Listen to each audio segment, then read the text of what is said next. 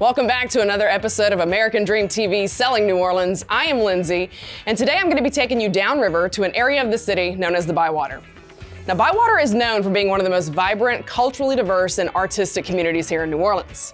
So it only makes sense that we're going to go hang out at an artist place made by artists, for artists, the Music Box Village.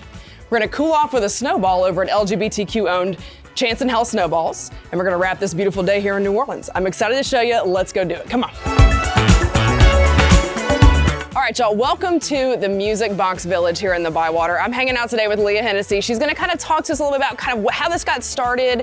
What is it? I'm so excited. Tell us, how did the Music Box Village get started? The Music Box Village is the flagship project of New Orleans Airlift, a nonprofit that is run by artists and really focuses on unique kind of cross collaborations across different disciplines of artists and culture bearers. This project is distinctly something that popped up post-Katrina. Really popped up because our co-founder, Jay Pennington, had a crumbling Creole cottage in his backyard. He and the other co-founders, Delaney Martin and Taylor Shepard and Swoon, kind of got to thinking, New Orleans is such a musical city. What if your house was also a musical instrument? So they banded together with a whole bunch of incredible makers from the city to make the first installation in Jay's backyard, which was in 2010. Then we were an itinerant little pop-up doing things in and outside of the city, but in City Park here.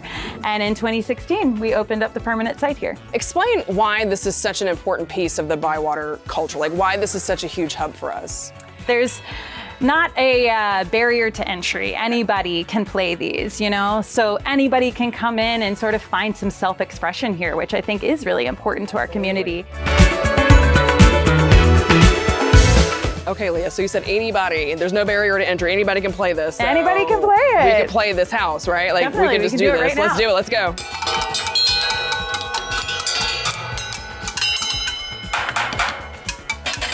Yep.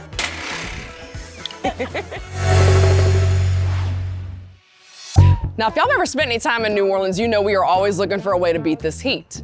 So it only makes sense that back in the 1930s, the snowball became part of our food heritage. Now, what's the difference between a snowball and a snow cone, you ask? Well, a snowball is shaved ice, so the texture is more like powder. A snow cone is gonna be a little bit harder, crunchy ice, more coarse texture. And everybody in New Orleans has their favorite spot to get a snowball, whether it be the classics like Pandora's or Plum Street or Hanson's. But I personally have fallen in love with this really adorable place here in the Bywater known as Chance and Hell Snoballs. It's a queer-owned business and they're hand making all their syrup, so there's a lot of fun in this little space and I'm really excited to go show it to you. Let's go check it out.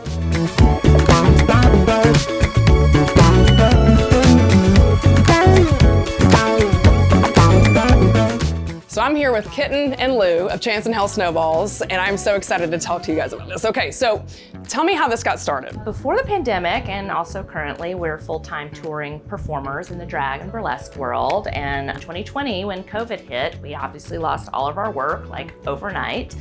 And we had kind of always joked about when we were tired of our jet-setting touring lifestyle, we would just open a little snowball shop. Haha, wouldn't that be hilarious? Somehow, a secondhand snow wizard kind of came into our life fortuitously. And we were like, oh, this is a sign from the universe. Let's just start making some snowballs for our neighbors and our friends, like, you know, very casual.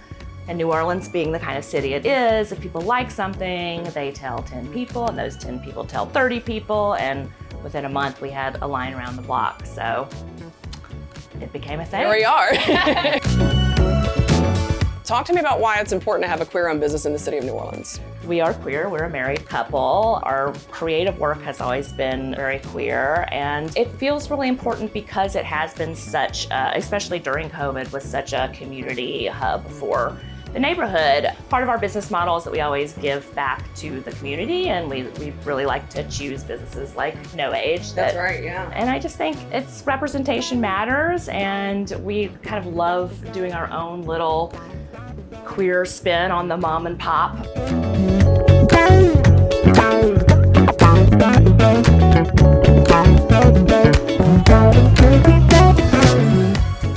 Thank y'all so much for joining me for another episode of American Dream TV Selling New Orleans. I hope the next time you're here, you go check out Music Box Village as well as Chance and Hell Snoballs. I'll see y'all next time. Bye.